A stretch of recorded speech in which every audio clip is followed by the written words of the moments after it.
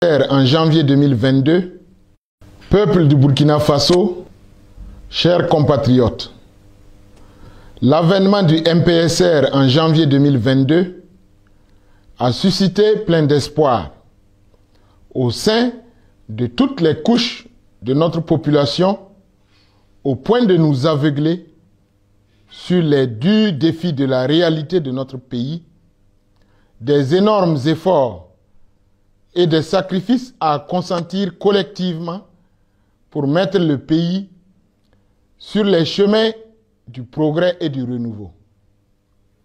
Après 8 mois de bataille sur les sentiers de la sauvegarde du territoire, de la refondation, les événements dramatiques de Gaskindé du 26 septembre 2022 ont servi de ferment à renforcer les incompréhensions, les tensions, les critiques au sein des populations, mais aussi au sein des forces, au lieu d'être un moment de deuil, d'introspection, d'autocritique, de diagnostic véritable de l'amère réalité de la lutte contre l'insécurité.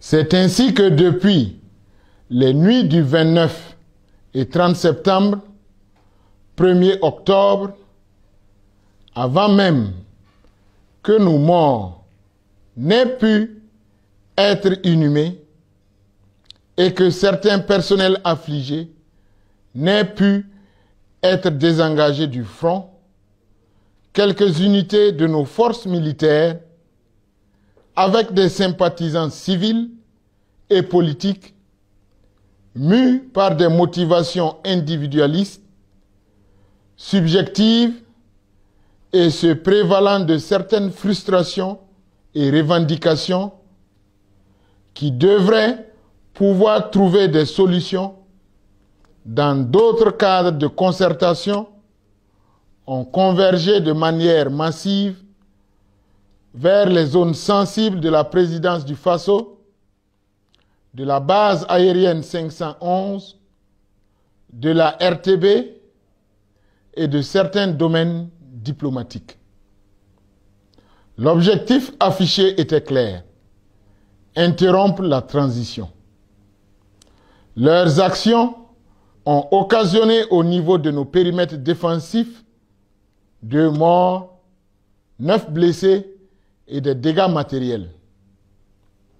Après des efforts de dialogue, de concertation, devant les risques de division et de fracture au sein de notre armée, et considérant les motivations profondes de l'avènement du MPSR et l'intérêt supérieur du Burkina Faso, en toute conscience et en pleine responsabilité, j'ai renoncé pour compter de ce jour, 2 octobre, à ma fonction de chef de l'État, de président de la transition, après un dialogue avec les autorités coutumières et religieuses, avec le capitaine Ibrahim Traoré et avec le président en exercice de la CEDEAO, sur la base de 7 points d'accord.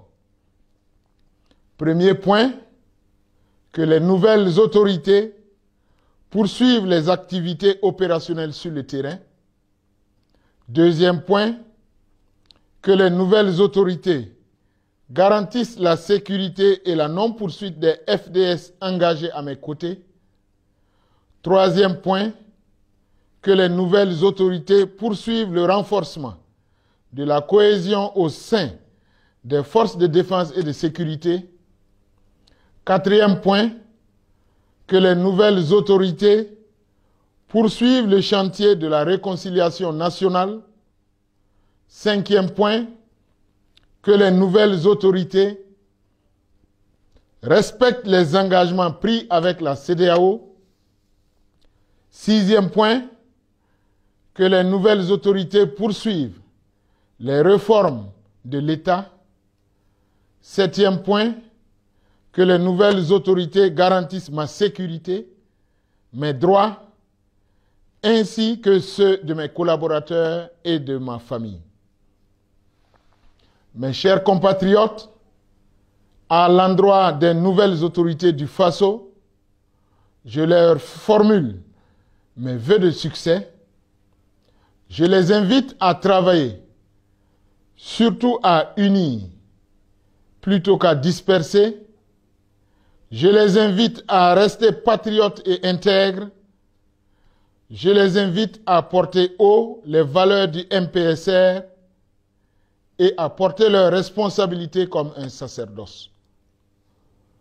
Je voudrais, avant de terminer, remercier du fond du cœur tous les acteurs et actrices au plan national et international, les garants et les sympathisants du mouvement patriotique pour la sauvegarde et la restauration, qui ont œuvré de manière sincère et désintéressée à la bonne marche de la première étape de la transition.